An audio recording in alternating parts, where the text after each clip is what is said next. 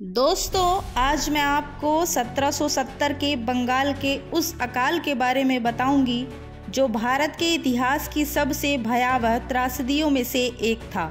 यह Bengal British East India company की शोषणकारी कर नीतियों और प्राकृतिक कारणों का संयुक्त परिणाम था।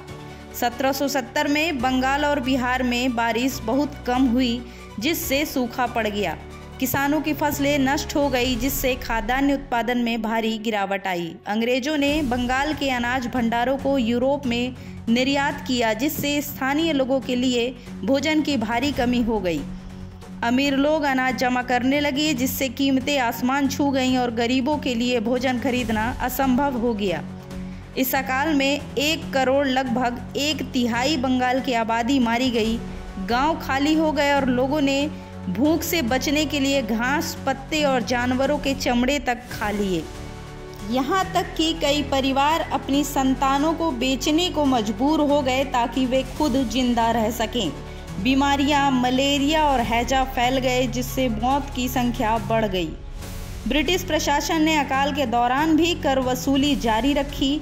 मदद के बजाय कंपनी ने 1771 में कर दरें 10% बढ़ा दी, जिससे किसानों पर और बोझ पड़ा।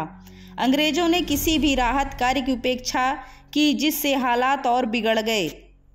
1770 का बंगाल अकाल ब्रिटिश नीतियों और प्राकृतिक आपदा का मिला जुला परिणाम था। यह भारत में ब्रिटिश शासन के अमानवीय शोषण और उदासीनता का एक काला अध्याय है, जिसे इतिहास में एक भयंकर मानवीय त्रासदी के रूप में याद किया जाता है।